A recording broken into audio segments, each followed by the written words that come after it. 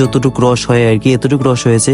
তো first of all আমি একটু হাত দিয়ে ধরতেছিলাম, যে দেখি যে এত পরিমাণ আলদা, এত পরিমাণ ঘন, মানে অনেক ঘন। এবং হ্যালো এভরিওয়ান, আসসালামু আলাইকুম। তো গাইস, আপনারা অলরেডি থাম্বনেল এবং টাইটেল দেখে বুঝেই গেছেন যে আজকে আমরা মানে কোথায় যাচ্ছি এবং আপনাদেরকে কি দেখাতে চলেছি।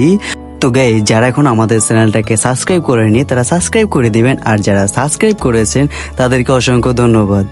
তো আমার লাইফে আমি কখনো এই সংগ্রহের পদ্ধতিটা বা গাছে কিভাবে তালের এই আপনার হাড়ি বসানো হয় এই জিনিসটা দেখিনি। তো আজকে যাচ্ছি হচ্ছে গিয়া আমাদের সুপ্রিয় মন্নান ভাইয়ের সাথে। তো তার সাথে যাচ্ছি এবং আমাদের সাথে আমি শুধু একাই ছিলাম। তো এই যে সামনে দেখতে পাচ্ছেন এই চিপা সাইডটা দিয়া আমরা ঢুকবো, এবং ওই যে সামনে দেখতে পাচ্ছেন কিছু গাছপালা, তো আমরা ওইদিকেই যাব। এবং ওইখানটাতে হচ্ছে গিয়া আপনার তাল গাছ। তো ওইখান থেকেই ও মানে আমাদের যিনি মন্নান ভাই আছে উনি হচ্ছে গিয়া ওইখানে গাছ কেটেছে। তো গাইজ, আমরা অলরেডি চলে আসছি।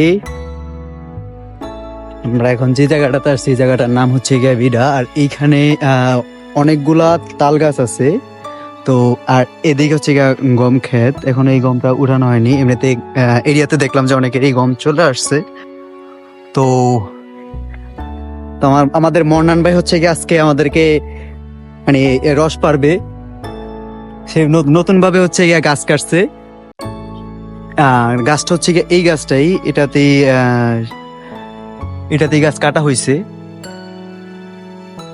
তো গাইজ, এটাই সেই তাল গাছ। উনি হচ্ছে গিয়া কখনো মানে এর আগে উনি কখনো তালের রস সংগ্রহ করেনি। এইবারে সে পরীক্ষামূলকভাবে এই গাছটাতে মানে পরীক্ষামূলকভাবে রস সংগ্রহ করার জন্য হাঁড়ি বসানো হয়েছে।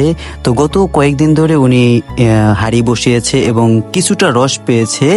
তো এখন উনি হচ্ছে গিয়া গাছে উঠতেছে, আপনারা দেখতে পাচ্ছেন। আমার কাছে সবচেয়ে বেশি মানে লাগে, মানে অনেক বেশি মনে হয় যে অনেক কষ্ট হয় যে এই গাছটাতে উঠতে। উনি খুব সিস্টেম বানিয়ে নিয়েছে, তারপর অনেক রিস্ক। তো উনি এটাতে উঠতেছে, আর আমি এদিকে নিচে দাঁড়িয়ে অপেক্ষা করতেছিলাম যে উনি রসটা নিয়ে মানে রসটা আমি এই সিস্টেমটা আগে কখনো দেখিনি। তো উনি গাছে ওঠার পর অনেকগুলো যেগুলো আগের যে হাঁড়িগুলো ওগুলো নামিয়ে ফেলতেছে, এবং নতুন যে হাঁড়ি আছে সেগুলো আবার উঠাচ্ছে, সেগুলো আবার লাগাচ্ছে। তো সেখানে আমাকে বলছিল যে হ্যাঁ, আমার এখানে মানে 10 থেকে 20 মিনিট সময় লাগবে। তো আমি কি করব, আমি তাকে জুম করে আপনাদেরকে দেখাচ্ছি যে তাল গাছের কিভাবে রস সংগ্রহ করা হয়। তো আমি কোনো কিছু যদি মানে আমার এটা খুব দেখার ইচ্ছা ছিল, তো আমি দেখলে তো আর আপনাদেরকে রেখে দেখতে পারি না। তো আপনাদেরকে দেখানোর জন্য আজকের এই ভিডিও করাটা। তো গাইজ, এই রসের মানে তালের এই তাল গাছের এই রসের এগুলা দিয়ে হচ্ছে গিয়া অনেক কিছু হয়, বিভিন্ন মানে তারি হয়। যেমন তালের আপনাদেরকে কিন্তু আরেকটা জিনিস দেখাবো, সেটা হচ্ছে এই যে তাল গাছের যে রস, এটা দিয়ে আবার নাকি গুড়ও তৈরি হয়েছে, মানে করেছে। আর সেই গুড়টা আমি আপনাদেরকে একটু পরে দেখাবো, সেটা নাকি ওর বাসায় আছে। তো ওনার বাসায় গিয়ে আমি আপনাকে দেখাবো। তো প্রায় ও লাগিয়ে ফেলছে, আর ওয়েদারটা প্রায় সন্ধ্যার মতো হয়ে গেছে। তো আমি আপনাদেরকে এই যে আরেকজন লোক আসছে এই জিনিসটা দেখার জন্য, উনিও দেখতেছিল। তো গাইজ, মন্নান ভাই হচ্ছে গিয়ে উপরে ওনার মানে যে তালের রস বের করতেছে ওটা বের করতেছে মানে লাগাইতেছে। তো আমি একটু আশপাশটা ঘুরতেছিলাম। তো এখানে গম গাছ আর এখানে হচ্ছে গিয়ে বাদাম গাছ। আমরা যে ঢাকাতে আমি তো অলওয়েজ ঢাকাতেই থাকি, তো এখানে বাদাম গাছগুলা গ্রামে আসলে এসব গ্রামীণ পরিবেশ বা গ্রামীণ এই জিনিসগুলো দেখা যায় কাছ থেকে। আমার বরাবরের মতো অনেক আগে থেকে গ্রাম ভাল লাগে, গ্রামীণ পরিবেশ অনেক ভাল লাগে।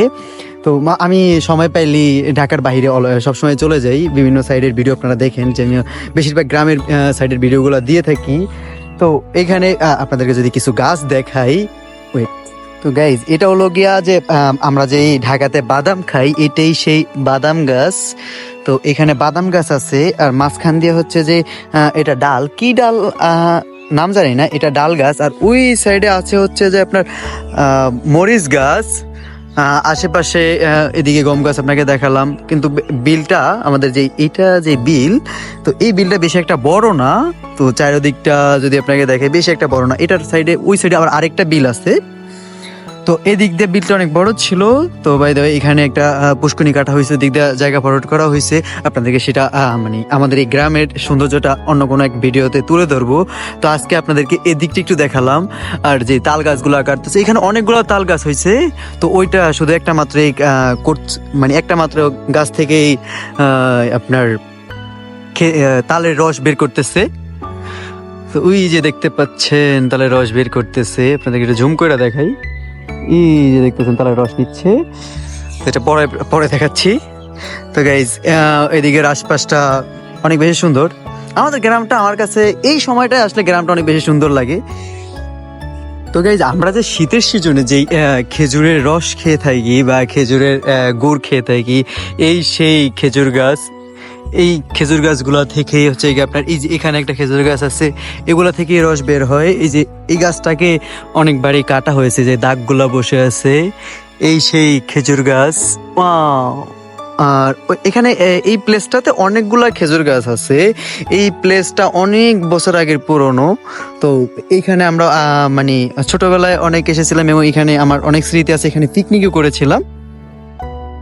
তো গাইজ আপনাদেরকে এত কিছু দেখানোর ফাঁকে তো এখানে আমাদের যেই এইটি রস মানে তাল গাছের যে তালের রস সংগ্রহ করেছিল, এই তালের রসটা তো নামতেছিল অনেক স্বল্প পরিমাণে হয়েছে। স্বল্প পরিমাণে হওয়ার একটা কারণ হচ্ছে, কারণ এটা দুপুর 2টা থেকে শুরু করে এই যে 4টা মানে এখন বিকাল 4টা, তো 3-4 ঘন্টায় যতটুকু রস হয় আর কি, এতটুকু রস হয়েছে। তো ফার্স্ট অফ অল আমি একটু হাত দিয়ে ধরতেছিলাম, যে দেখি যে এত পরিমাণ আলদা, এত পরিমাণ ঘন, মানে অনেক ঘন, এবং আই থিঙ্ক এটা মানে অনেক কড়া মিষ্টি। তো আমি কখনো তালের রস সরাসরি খাইনি, হয়তো বা খাবো। তো গাইজ আপনারা তো দেখতেই পেলেন যে তালের রসটা পারছে। সো এটা থেকে কিভাবে মিঠাই হয় সেই প্রক্রিয়াটা দেখাতে পারবো না, বাট সেটার মিঠাই আপনাদেরকে একটু পরে দেখাচ্ছি। তো গাইজ যেহেতু তাল গাছের সমস্ত সকল প্রক্রিয়া করা শেষ, তো আমাদের মনোহর ভাই নেমে গিয়েছে।